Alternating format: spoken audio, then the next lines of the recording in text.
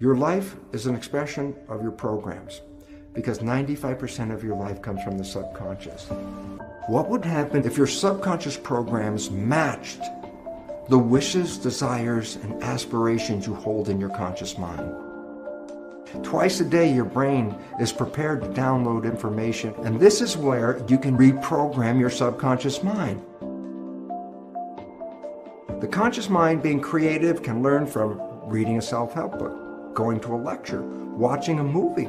The conscious mind can learn from something as simple as, aha, I just figured it out.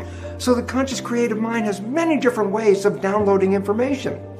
But the two minds are not connected in the sense that if the conscious mind learns something, does it mean that the subconscious mind has learned this as well? And the answer is absolutely not.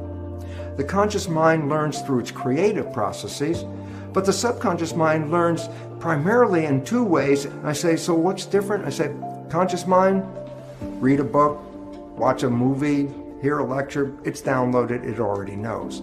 Subconscious mind doesn't learn that way. The subconscious mind is a habit mind. Well, there's two ways to get programs into that subconscious mind. Number one was the way we downloaded information into the subconscious mind in the first 6 or 7 years of life, and that is this. The subconscious mind is operating at a vibrational frequency of theta, which is hypnosis. So it says, oh, yes, you can download information straight into the subconscious if your mind is in a state of hypnosis. So that's one way of acquiring a program. I said, well, the first 6 or 7 years, that's brain of a child is predominantly operating in theta hypnosis. But now you're older. Now what do? I go, well, here's an interesting fact. Twice a day, your brain goes through a period of theta vibrational activity. Twice a day, your brain is prepared to download information through hypnosis. I say, well, when does that occur? Well, remember, there are vibrational frequencies that ramp up. When you're sleeping, you're at the lowest vibrational frequency called delta. As you start to wake up, but you're not fully awake, that's twilight reverie. That's where you're just waking up and everything. You're still in a dream world. You're in the real world. You're mixing the two. That's a period called theta.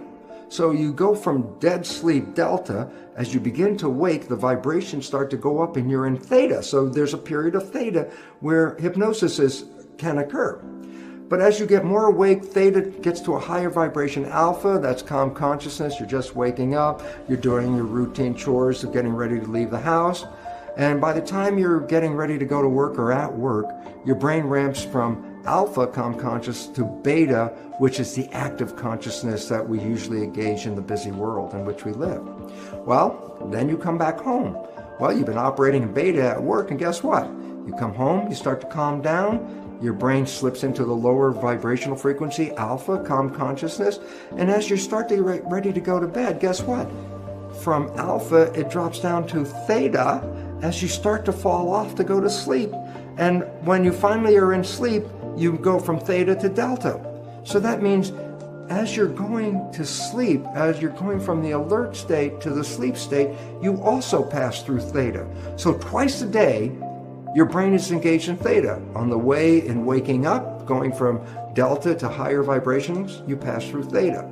On the way of going to sleep, you go from higher vibrations to delta and again pass through theta. So twice a day, your brain is in a state where it is in a state of hypnosis theta.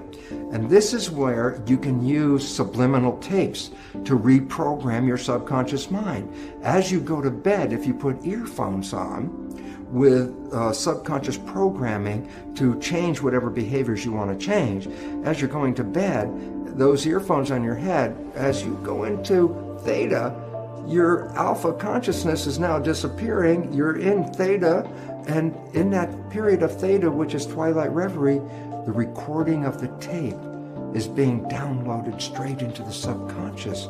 And that's how subliminal tapes work. So if you want to change a program, you can select a tape that will have the program that you desire to put into your mind. And every night as you go to bed, just put the earphones on and you will be in a process of self-hypnosis. Hypnosis is indeed the first way the subconscious mind learns. But after you pass 6 or 7 years of age, the subconscious mind learns in a different way, and that is called habituation. Meaning, if you repeat something and repeat it and repeat it, the subconscious mind will download it and make it a habit. So, for example, you wanted to learn the ABCs. How did you learn the ABCs? You started A, B, C, D, E, and then you couldn't remember, and then you started A, B, C, D, E, F, G, and you repeat it, and finally you get to Z. And guess what? After repeating the alphabet hundreds of times, there's a point where now it's part of the subconscious. So guess what? It's now downloaded in your mind. If I ask you to give me the sequence of the alphabet, you can simply rattle off unconsciously A through Z without even thinking about it. Why? You created a habit that downloaded the alphabet. So, after you're 6 or 7, and you want to change programming your life, a way of doing it is the conventional way, is creating a habit, repeating something on almost a religious level. Let me just make it clear. A sticky note on the refrigerator is not a habit. A sticky note on the refrigerator is more or less a wish. Every time you look at it, I wish that would be true, but that's not a habit. A habit means you have to do something and repeat it and repeat it and repeat it. That's the way you learn everything after you're 7, and that's how you learn how to drive a car, for example, or the work that you do, or whatever activities you get involved with. When you repeat them, they become habits in the subconscious mind. But now comes a very important issue. What are the programs you have to change in your subconscious mind? Especially important is the fact that most of these programs were introduced into you even during the last stage of pregnancy, the last trimester, in the first 6 or 7 years of your life. So I say to you, well, tell me about the programs that you learned when you were 1 year old. Tell me about the programs you learned when you were 2 years old. And you go, I don't know, I wasn't consciously aware of those things. I go, yeah, because consciousness started more around 6 or so. So I say, well, how do you know then the programs that you have? Here's the fun part of the whole thing. Science has revealed that we operate our lives 5% of the time from the conscious mind, and 95% of the time our behaviors are controlled by the programs in the subconscious mind. What does it mean? It's simple. Your life is essentially a printout of your subconscious programs. That's what you're operating 95% of the time. So you want to know what the programs are? It's very simple. Look at your life. The things that work for you and that come to you and the things that you want come to you because you have programs in the subconscious that encourage their being there. But anything you struggle with, anything you have to work hard at, anything you put an effort into, you're doing that because you're trying to overcome a program of limitation that is preventing you from going there. So all you have to do is look at your life and say, hey, what works for me works because I already have programs to support that. What I'm struggling with in life, I'm having a problem with because I have subconscious programs that do not encourage that behavior. So right away you automatically know, what behaviors do you want to change? They're the ones that you have difficulty with. Okay, how do you change them? Well, you can use self-hypnosis, the subliminal tapes. You could change them by creating new behavioral habits that you repeat every day religiously, changing the old behavior and rewriting it live every time, saying, no, don't do it that way. No, don't do it that way. Talking to yourself and saying, that's not what I want. This is what I want. And you constantly repeat this to yourself. Guess what? Habit will inevitably change that program and put it into the new program. So now we're down to a very fundamental understanding of life. And that fundamental understanding of life is this. Your life is an expression of your programs because 95% of your life comes from the subconscious. That if you want to change your life, you could do either 2 things. Stay in the conscious mind, be mindful, or 2, rewrite the programs in your subconscious mind. Think about this. How many of us talk to ourselves and say, oh, come on, Bruce, don't do that. That's such a stupid thing. And I'm talking to myself to try to change a behavior.